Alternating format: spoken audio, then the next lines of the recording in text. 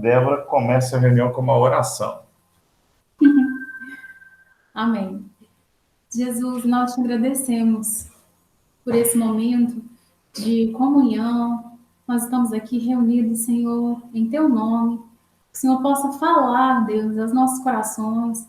Possamos sair hoje desse PG, mas um pouco diferentes, ou bastante diferentes do que nós chegamos aqui, porque a Tua palavra é viva, eficaz, a Tua palavra muda as nossas vidas, a Tua palavra diz que sobre as suas vidas o Senhor nos dá conselho, então que o Senhor possa, Senhor, nos dar conselho essa noite, que o Senhor possa falar conosco. Amém. Amém. Pessoal, essa semana, para mim, foi uma semana que eu fiquei com muita saudade de vocês, né? Alguns se veem frequentemente, por causa do trabalho, é o caso aí do pessoal aí, tá lá no escritório, lá, o Kira, o Nelsinho, o Chicão. Alguns se veem de vez em quando na igreja, aqueles que estão indo presencialmente, mas de certa forma é um ano em que a gente tem se encontrado apenas por aqui, né, pela internet. E dá uma certa saudade, né? Mas ao mesmo tempo a gente compreende o momento, cada um tem está vivendo esse momento de alguma forma, concordando ou não, né, com a situação. Mas o que nos une é muito maior que tudo isso. Então, a nossa relação, ela não é comprometida pelo encontro não presencial, né? Mas a gente se esforça por aqui, para estarmos juntos. E acho que umas 2 semanas atrás, eu falei de algo que me tocou muito, lá na casa do Lucas. Eu estive na casa do Lucas e eu falei algo lá que eu queria compartilhar com vocês, mas fazendo uma introdução aqui também a respeito do exemplo de Jesus para as nossas vidas. O Evangelho, ele é o poder de Deus nas nossas vidas, e quando a gente fala nas nossas vidas, né, vida de cada um de nós, e a vida é a vida toda, e é a vida completa, e ela contempla todos os setores da nossa vida. Então, tudo que fazemos, tudo que somos, o nosso agir, ele tem que ser evangelho. Todos os nossos desejos, todos os nossos planos têm que estar ali no evangelho, porque o evangelho é para a vida, né? E a palavra de Deus, a palavra de Jesus é para a vida. Jesus, na sua jornada, ele juntou ali para andar consigo de maneira mais íntima 12 homens, né? A Bíblia fala quem são esses 12 homens, mas a Bíblia dá poucos relatos desses homens, mas os poucos já dá para nós termos uma dimensão do quão diferentes eram uns dos outros, né? Então, por exemplo, Pedro e André. Pedro e André eram irmãos, ambos pescadores. Uma das profissões mais comuns daquela época, junto da profissão dos agricultores. Eram as duas profissões, eram profissões assim, eles rendiam algum dinheiro, tinha que lhes render dinheiro, porque Roma cobrava tributo, né? Quando não havia dinheiro, eles pagavam com a produção, mas era um emprego mais ligado à subsistência. A grande parte dos empregos naquela época era ligada à subsistência. Então, Pedro e André, pescadores, e também João e Tiago Menor, também pescadores. Então, era a profissão, né, assim, que mais é relatada na Bíblia, especialmente ali na vida desses 4 apóstolos. Eles são da mesma cidade, provavelmente se conheciam, Tanto João quanto André resolvem, antes de Pedro e Tiago, deixar a atividade pesqueira para seguir João Batista. E depois que eles seguem João Batista, eles vão seguir Jesus depois. A Bíblia relata também a profissão de Mateus, que era publicano. E aqui eu acho interessante assim, o quanto que já é um abismo em vários sentidos entre Mateus e esses 4 indivíduos. Eles eram de Cafarnaum, Mateus também. E é muito provável que Mateus cobrasse impostos desses quatro. Pedro, André, Tiago e João. Então, olha o tamanho da treta que Jesus já arrumou aí. Porque o cobrador, né, o publicano, ele por si só, ele era reconhecido como traidor do povo judeu. Um judeu a serviço do Império Romano.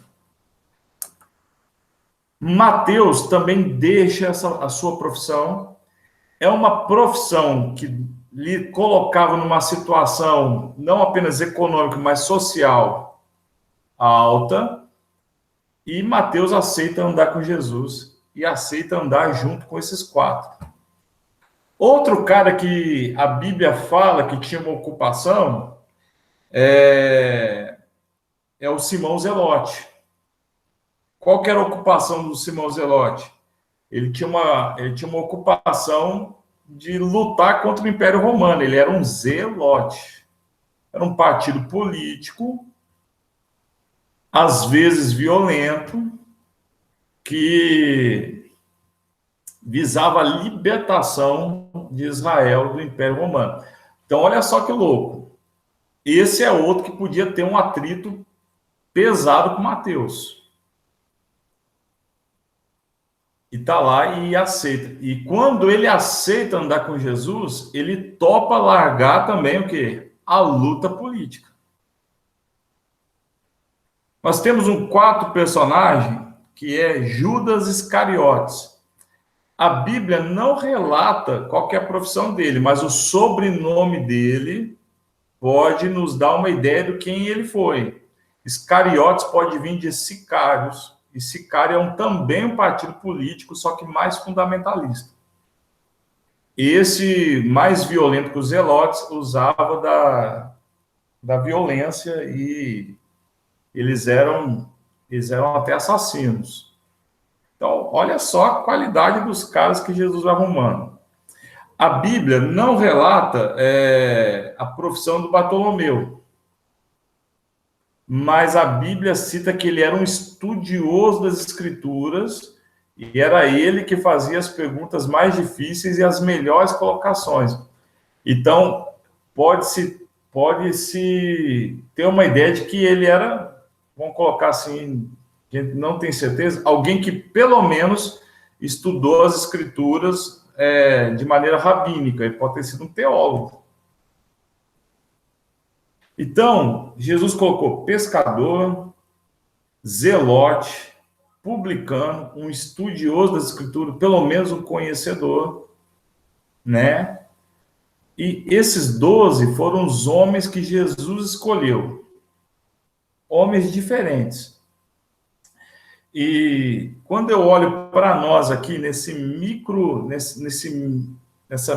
reunião, que é não só essa reunião nossa aqui, os 7 que estão reunidos aqui, mas a nossa galera, quando se juntava, né, ela é uma microexpressão daquilo que Jesus já fez com os 12. Gente diferente, gente que pensa algumas coisas de maneira distinta, gente que tem profissões distintas, que tem ideias que às vezes são conflitantes e divergentes, mas gente que decidiu andar junto. E quando no Evangelho a gente decide andar junto, caminhar junto, nada pode exceder o amor. Por isso que uma das vocações mais afloradas do cristão é o sacrifício. E o sacrifício mais difícil não é o de morrer pelos irmãos, mas é o de dar a vida pelos irmãos. E quando a gente fala em dar a vida pelos irmãos, significa que nós, de vez em sempre, teremos que abrir mão de algumas convicções nossas que estejam abaixo do amor para continuar mantendo a relação, a unidade. E uma segunda coisa que é muito aflorada como vocação na vida do cristão é o servir.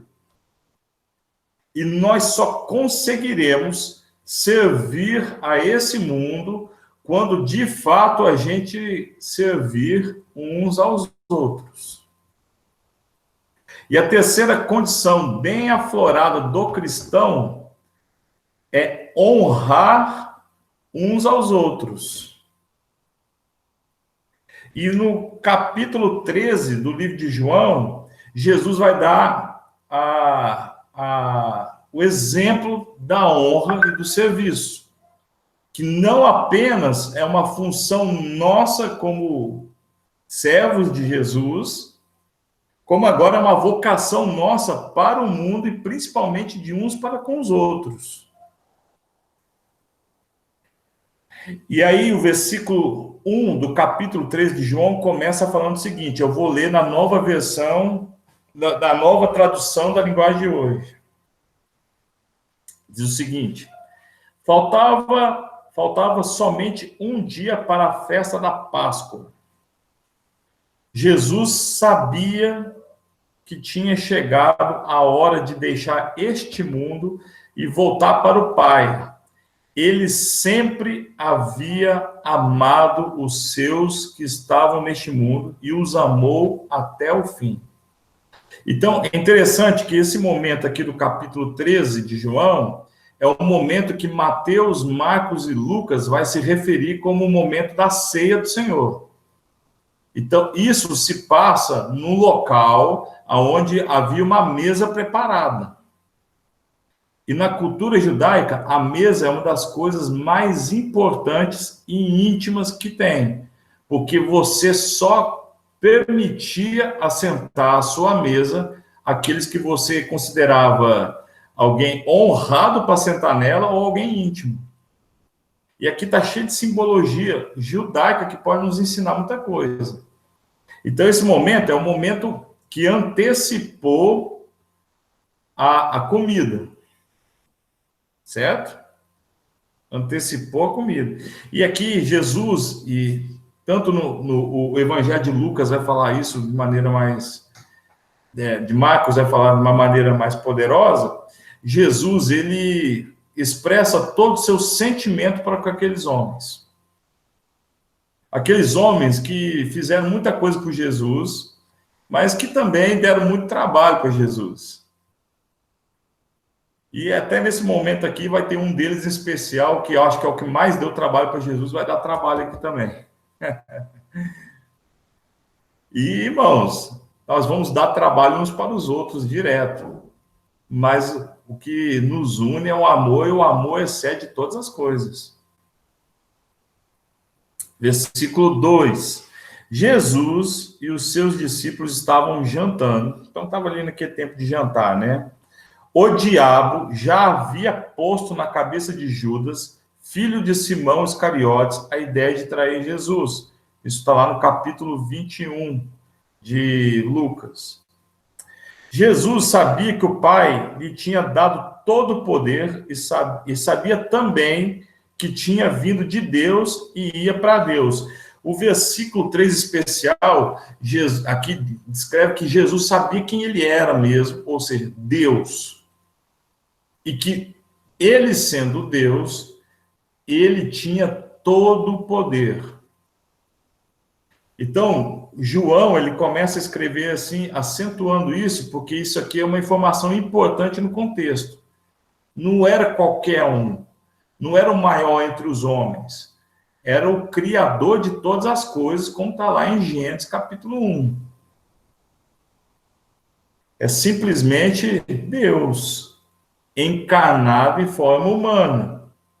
Então se levantou Deus, Criador de todas as coisas, se levantou, tirou a sua capa, pegou uma toalha e amarrou na cintura. Em seguida, pôs água numa bacia e começou a lavar os pés dos discípulos e enxugá-los com a toalha. Isso daqui, irmãos, é o seguinte: Israel, um lugar cheio de areia e terra, um lugar com muita poeira, não tinha tênis, não tinha bota, era sandália. Era cultural lavar os pés quando chegasse em casa. Havia quem fazia esse serviço, eram os servos. Os servos, eles tinham algumas funções na casa, e talvez uma das principais funções do servo era lavar os pés dos seus senhores. E o servo, ele não era visto como uma classe nobre, mas como uma classe subserviente e, às vezes, escravo. Tinha servo que, para largar de ser servo, tinha que pagar uma quantia em dinheiro para receber a sua liberdade. Então, quem fazia esse serviço de lavar os pés era um servo. E o Deus que no versículo 3, João descreve aqui, é o Deus que resolveu fazer o trabalho de servo. Isso aqui é uma simbologia interessante que Jesus está deixando para os 12 no seu último instante ali antes da crucificação. Versículo 6. Quando chegou perto de Pedro, que foi disparado, o discípulo que mais deu trabalho para Jesus, porque ele era sanguíneo, colérico, tudo junto, orgulhoso, este lhe perguntou: vai lavar os meus pés, Senhor? Jesus respondeu: agora você não entende o que estou fazendo, porém, mais tarde, em um outro momento, você vai entender. O Senhor nunca lavará meus pés, disse Pedro. Se eu não lavar, você não será mais meu discípulo, respondeu Jesus. Então o Senhor não lave somente os meus pés, lave-me também as minhas mãos e a minha cabeça, pediu Pedro. Você vê que ele vai de um extremo ao outro. Ele é muito doido. Pedro é muito doido. Aí Jesus disse: quem já tomou banho? Jesus responde: quem já tomou banho está completamente limpo e precisa lavar somente os pés, porque caminhou e sujou apenas os pés. Vocês todos já estão limpos, isto é, todos menos um, e nós sabemos quem é. Jesus sabia quem era o traidor, foi por isso que disse todos menos um. Depois de lavar os pés dos seus discípulos, Jesus vestiu de novo a capa, sentou-se outra vez à mesa e perguntou: vocês entenderam o que eu fiz? Vocês me chamam de mestre e de senhor, e tem razão, pois eu sou mesmo mestre e senhor. Se eu, o Senhor e o mestre, lavei os pés de vocês, então vocês devem lavar os pés de quem? Uns dos outros. Jesus está falando assim, ó, antes de tudo, vocês devem ser servos uns dos outros.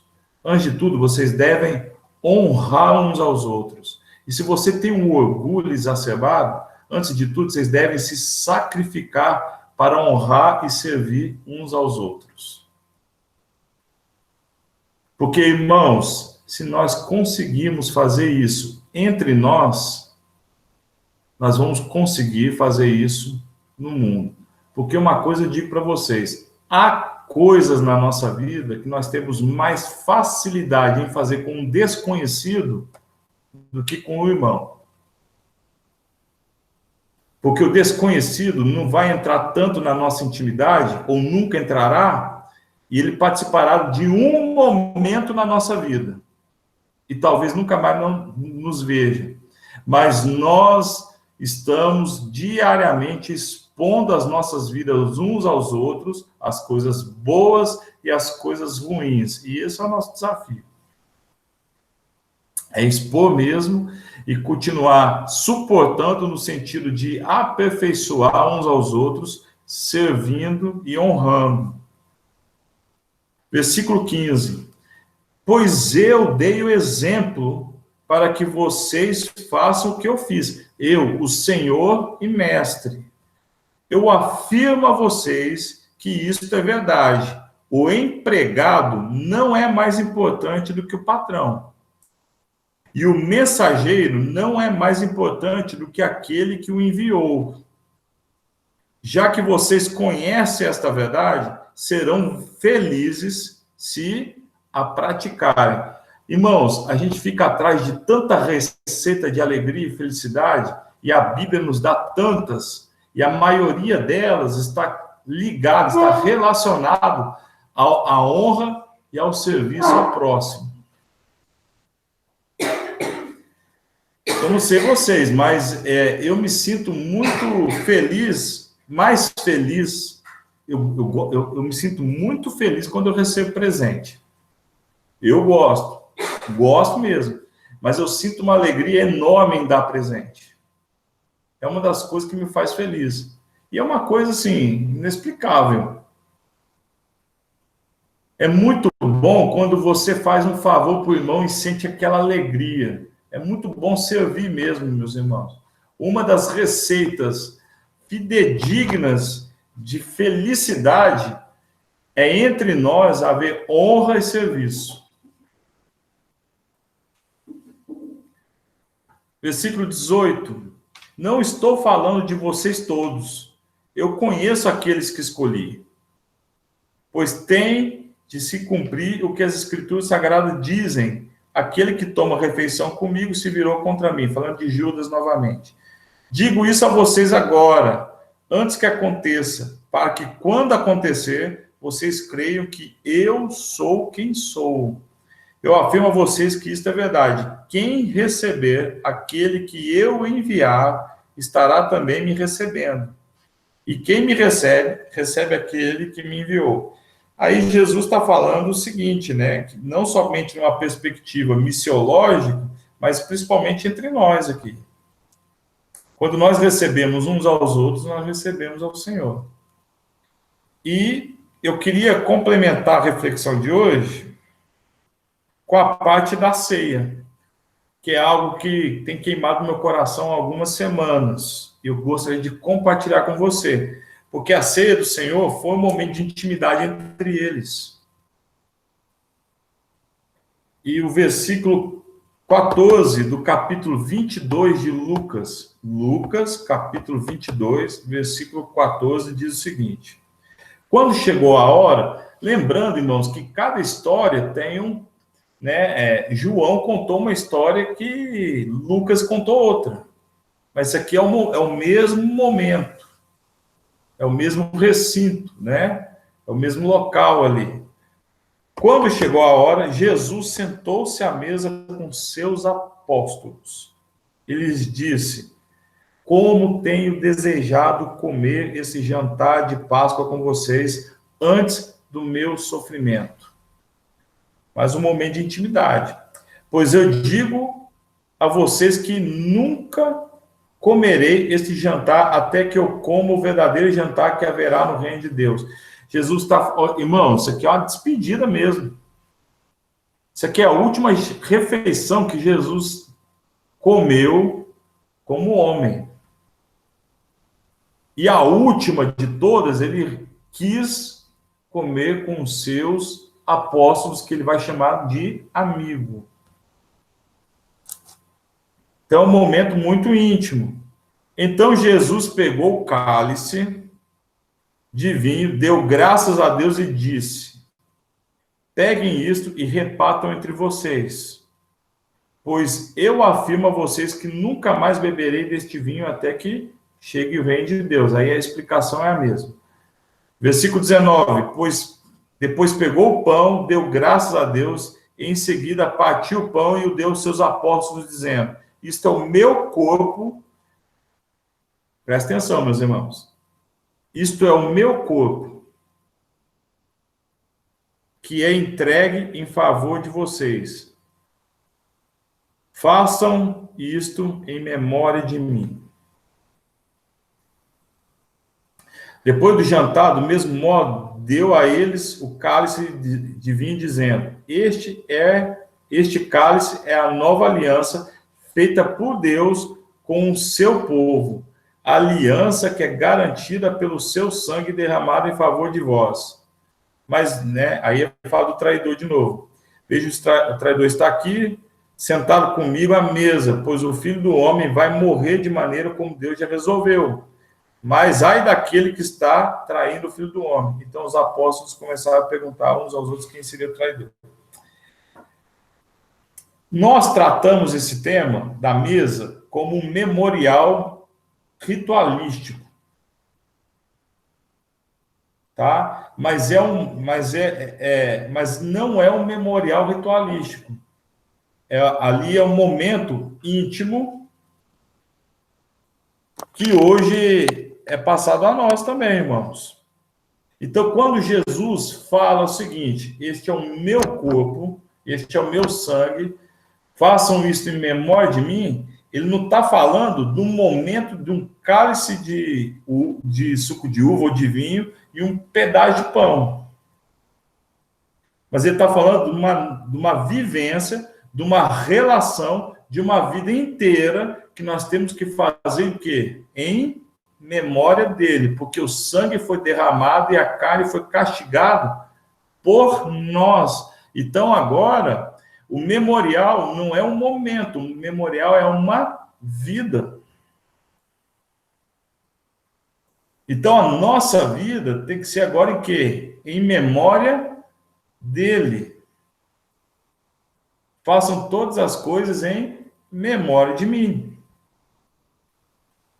Então, é o seguinte, meus irmãos, essa parte que eu falei aqui agora trata da nossa relação com Jesus. A primeira parte da nossa relação uns com os outros pelo exemplo do Senhor.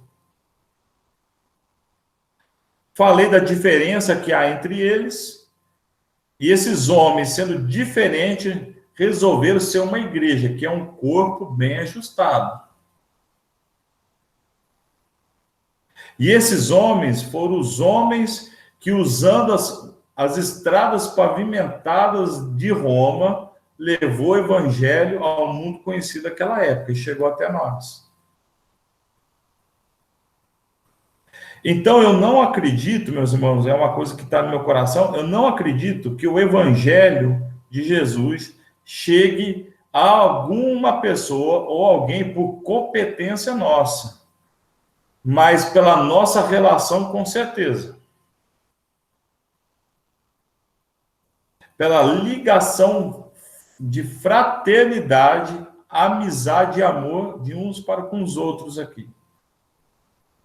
Então, meus irmãos, faz muito tempo que nós não nos vemos. Mas talvez esse momento está nos mostrando o quanto cada um é importante para o outro aqui. E que talvez a gente deva demonstrar mais essa honra, esse zelo, esse cuidado, esse serviço de uns para com os outros. Porque esse testemunho sendo demonstrado, nós honramos o nome de Jesus, nós fazemos isso em memória dele como testemunho público para o mundo.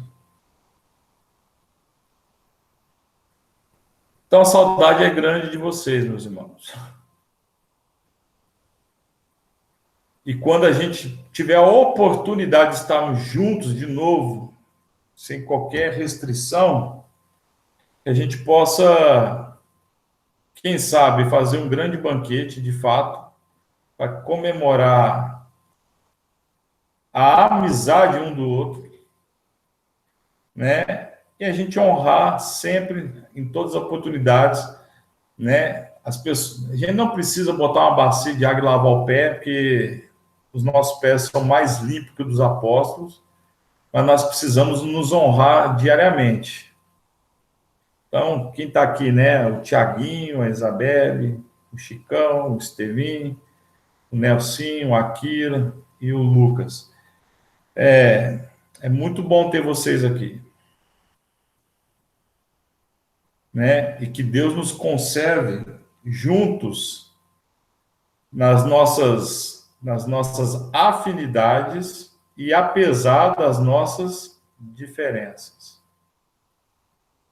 Entre nós aqui, a publicano, a pescador, a zelote, a teólogo, nós temos advogado, nós temos empresário, nós temos estudante de psicologia, estudante de medicina, estudante de engenharia de alimentos, né? Funcionária pública, e que Deus nos use em todas as coisas. Não sei se eu fui claro, mas eu gostaria sei lá, de transparecer isso para vocês, entendeu? Não sei se eu me expressei bem, mas assim, Jesus, ele, sendo quem era, a coisa que ele mais prezou foi a relação. E que a gente possa conservar a nossa relação, se esforçar pela unidade. A Bíblia fala que a unidade é um esforço. Se a unidade fosse algo natural, a gente se relacionar apenas com aqueles que compartilham das mesmas coisas que nós, a mesma ideia, né, o mesmo partido político, a mesma comida, o mesmo time de futebol, aí era fácil. Mas não, é um esforço. A unidade é um esforço. A procura é um esforço. Tem que sair do lugar. Eu queria dar oportunidade para vocês falar alguma coisa. Está aberto.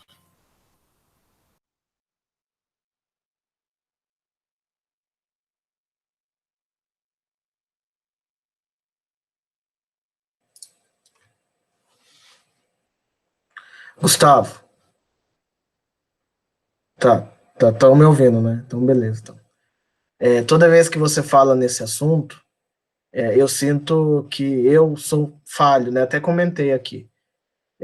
Eu preciso me mexer, eu preciso procurar ajudar mais o meu irmão, e os ensinamentos que Jesus deixou para a gente tá fácil. E do mesmo jeito, eu me sinto que eu ainda peco, ainda fujo dessa responsabilidade. Então, assim, puxou minha orelha, eu agradeço muito, e também tô com saudade aí da galera, das risadas, dos tapas, dos pega pra capar. Eu agradeço porque semanalmente a gente tem um encontro ali, e eu ainda consigo ouvir um pouquinho mais da palavra. Então, pessoal, fica aí o registro, estamos fazendo algumas lives para o Gustavo aí, terça-feira, ali entre 8 horas, aí se vocês quiserem assistir, tem lá no Instagram do vlog do Gustavão. É uma delícia, cara. Esse cara aí falando é mel no nosso ouvido. Então, fica o registro aí e obrigado pela palavra, Gu.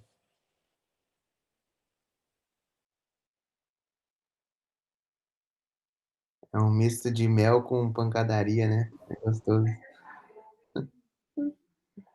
Benção, Gu.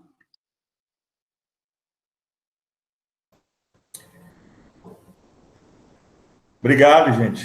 Mas saudade é muito grande mesmo. A gente sei lá, uma das coisas que eu tenho sentido Deus nos ensina sempre, né? É valorizar. Eu sempre valorizei muitas amizades, muito mesmo, mas eu acho que é uma é um aperfeiçoamento sempre, né? A gente teve A gente ganhou uma oportunidade de se isolar. Talvez eu tenha abraçado ela com muito afinco, né? E é importante a gente se relacionar. Mais alguém? Eu acho legal quando você falou dessa parte da honra, né, mano? Tipo assim, de poder honrar uns aos outros. E o mais legal é que, tipo assim, honra gera honra, né? Então, se eu te honro, você me honra também. Então, eu acho isso muito legal e é isso, mano. Obrigado pela palavra também, foi sensacional.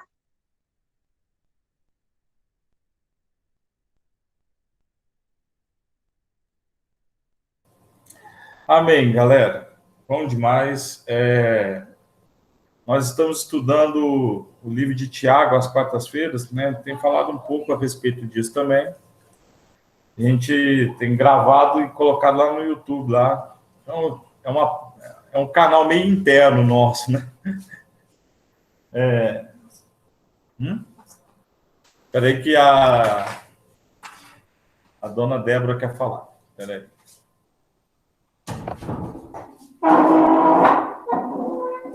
Desculpa, gente, eu fui pegar uma encomenda lá fora, o Lucas estava falando, né? Era o FedEx. O lanche da Ana. E aí eu levantei, mas escutei um pouquinho. Eu acho que servir é algo difícil, né? Muitas vezes, servir com o que a gente já está acostumado, com as pessoas que a gente está acostumado, é mais fácil, né? Mas o evangelho é assim mesmo, é um desafio, né? E que a gente possa vencer esses desafios, né? E eu acho que é um privilégio muito grande a gente poder viver assim em amor, uma comunidade de amor, fraternidade, respeito, respeitar, tolerar um ao outro no sentido assim de quando um pensa diferente, o outro, beleza, eu penso de outra forma, mas a gente estamos juntos, né? Eu acho que isso revela algo que no mundo não tem. Então essa é a nossa diferença, né? É uma bênção viver assim. Eu tô aqui já tem 8 meses e conversar com vocês aqui também é uma alegria, é muito gostoso. E eu sou muito grata ao Senhor pelo que Ele tem feito nas nossas vidas aqui. Muitas lutas, dificuldades, mas também muitos momentos de graça, de felicidade e de que eu vejo, assim, muitas vezes nos olhinhos de vocês, carinho e é muito gostoso. Eu só queria dizer isso. Um beijo, Isa.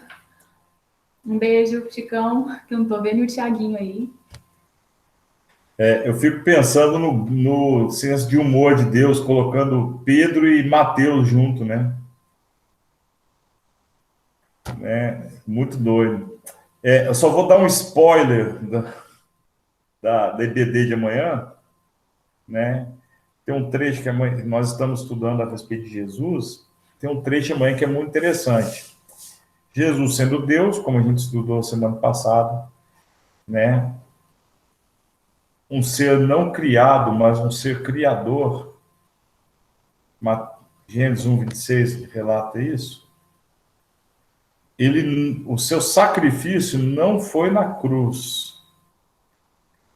Na cruz, ele mesmo diz a frase, né? Ele fala assim: Senhor, Pai, está consumado. Então, a cruz é a consumação daquilo que foi uma jornada humana de sacrifício. O sacrifício de Jesus começa em Belém, quando ele, sendo Deus, resolve encarnar como homem, nascendo de uma mulher e crescendo como humano, tendo as dificuldades de um ser humano. O Senhor, ele se sacrificou, começou o sacrifício dele no começo, no nascimento. Então faz parte, irmãos, da nossa vocação, honrar e servir. Beleza? Marcelão, você pode orar por nós? Para já. Senhor Deus, muito obrigado porque o Senhor tem nos agraciado com o dia a dia. O Senhor tem nos agraciado com esse isolamento e tudo aquilo que excede, tudo aquilo que está em coisas demasiadas, ele pode sobrar ou ele pode transbordar. Então, a gente tem percebido que o isolamento muitas vezes tem sobrado, quando de fato nós poderíamos estar transbordando nesse isolamento. Quando eu falo sobre sobrar, Deus, é que a gente tem ficado muito tempo sozinho, e quando de fato o transbordo deveria ser para a gente utilizar todo esse nosso tempo e fazer coisas em prol do teu reino. Eu sei que muitos estão fazendo, muitos de nós estamos fazendo, e que a gente entenda o porquê de tudo isso, que a gente entenda, não necessariamente que nós sejamos obrigados a entender, mas que, se assim for de sua vontade, que nos dê esse direcionamento do porquê estamos vivendo tudo isso. Uma coisa fica clara, que o mundo mudou, que as coisas estão sendo criadas e que nós precisamos, com certeza, nos identificarmos com esse momento. Uma coisa que para mim é muito, muito, muito clara é que relacionar à distância é algo que o Senhor sempre fez conosco. O Senhor nunca esteve face a face conosco e o nosso relacionamento sempre foi virtual. Sempre foi de uma forma que nós precisamos alimentar o nosso coração, o nosso amor para com o Senhor também, de uma forma que nós não temos um contato físico. E que essa pandemia revelou isso para mim. Que a gente tem que manter todo esse relacionamento com os nossos irmãos da mesma forma como nós temos com o Senhor.